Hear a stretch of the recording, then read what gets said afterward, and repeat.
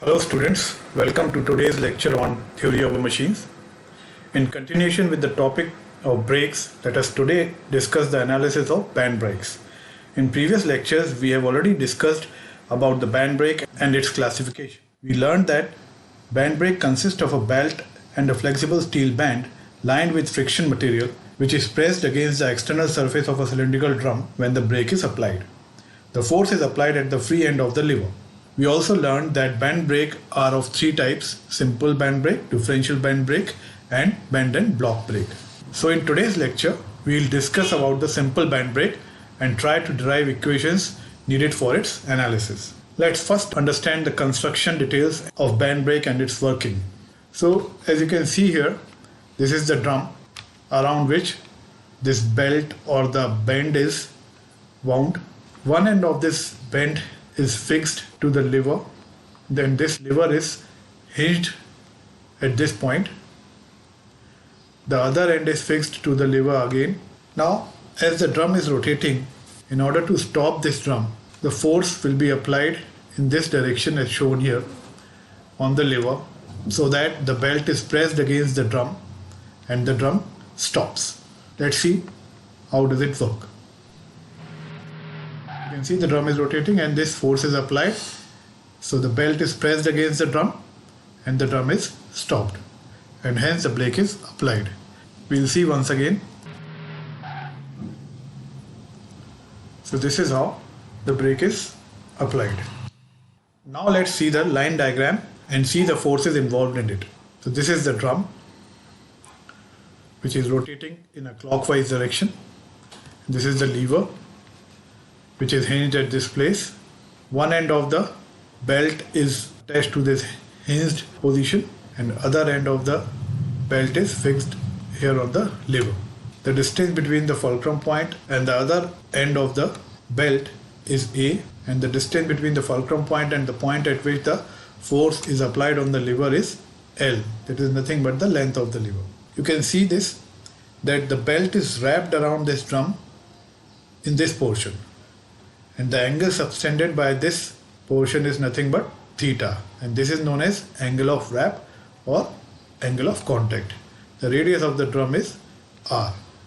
So these are the construction details, and suppose now this force P is applied, so this portion will be moved in the upper direction, in this direction as shown.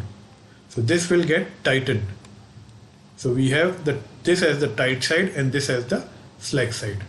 You can see there will be tension in this belt T1. This will be the tight side, and there will be tension in this belt also T2, which will be less than this T1. So it will be the slack side.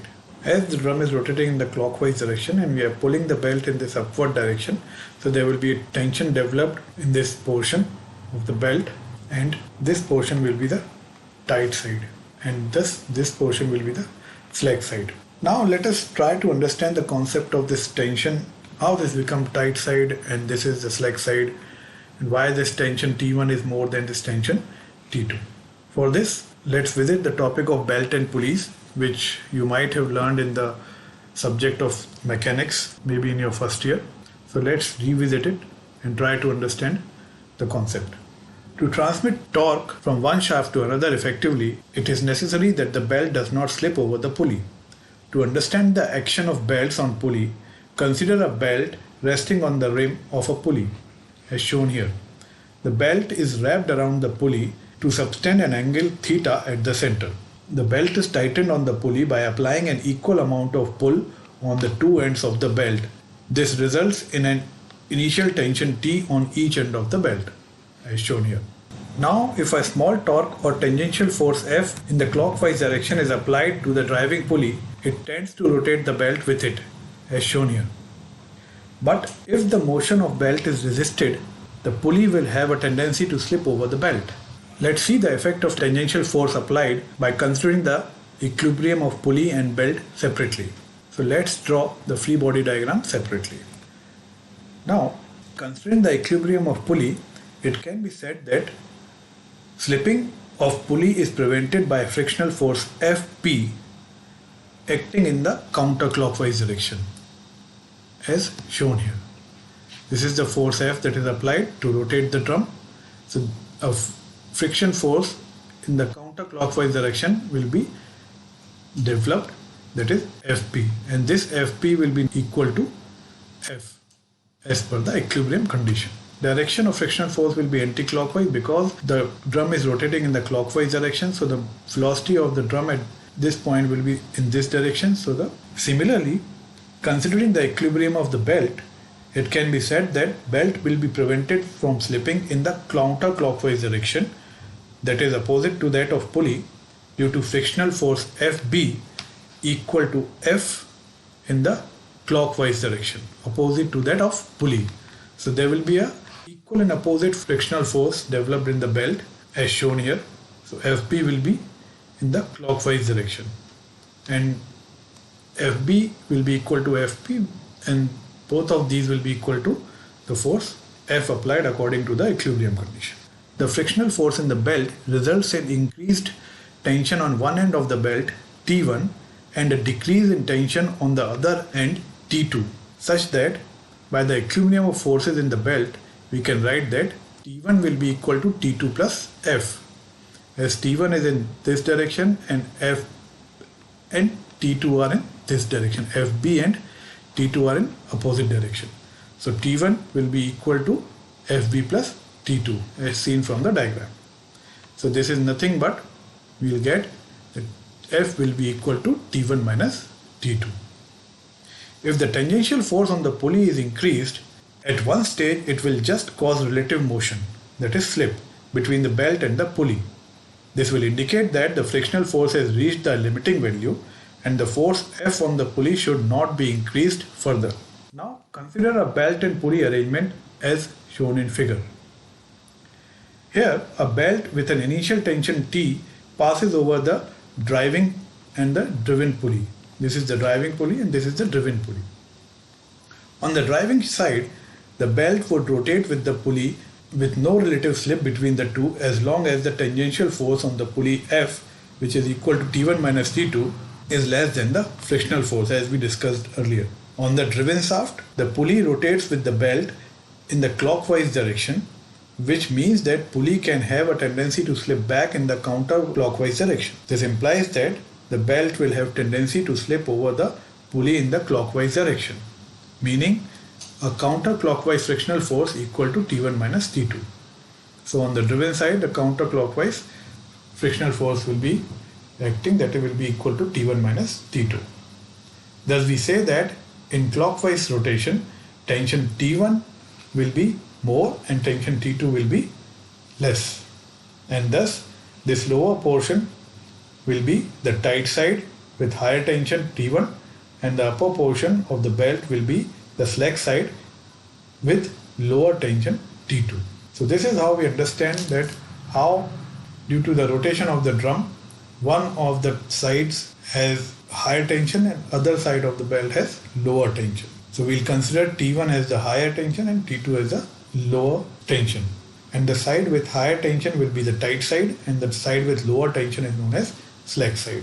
Moving ahead, let us now derive the equation of ratio of friction tensions, which we will be using in the band brake analysis. This equation you might have learned again in your engineering mechanics subject. For those who have not, let us derive this equation.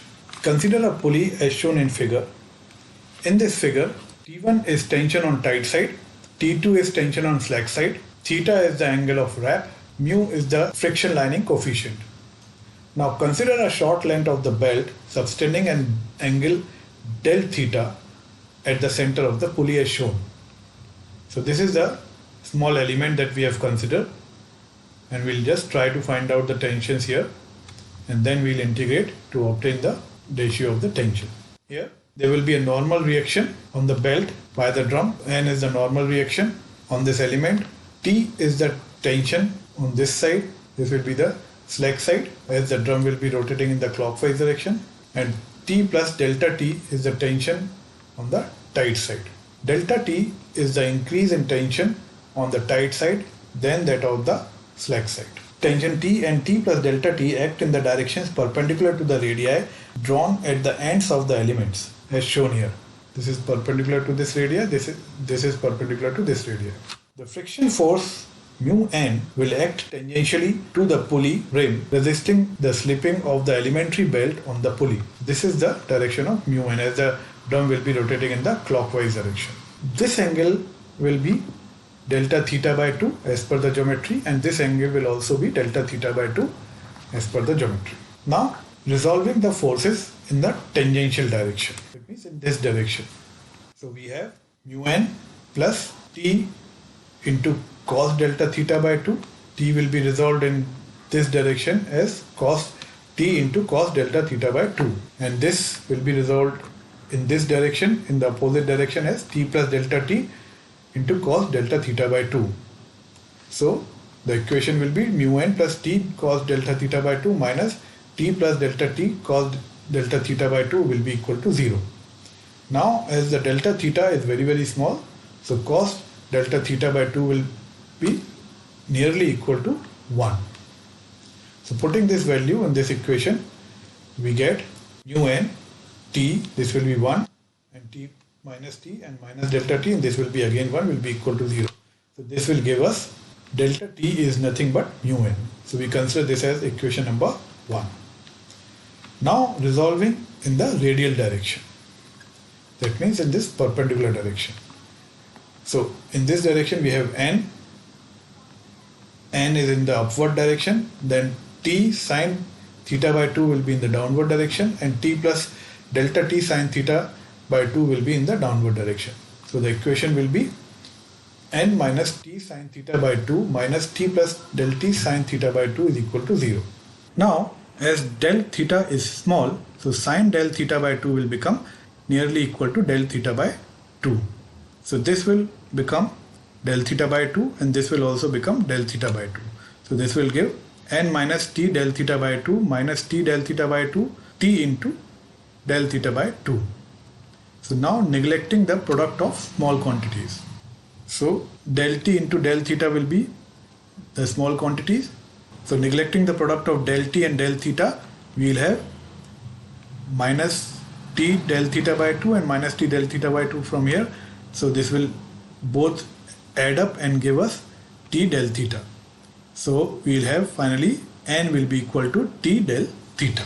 Now inserting this value of n in this equation 1, we get del t is equal to mu into t del theta, which can be rewritten as del t upon t is equal to mu del theta. Integration of del t upon t, integration of dt upon t from t2 to t1 will be equal to 0 to theta mu d theta. So after integration we have log of t1 upon t2 will be equal to mu theta. This is the log base e.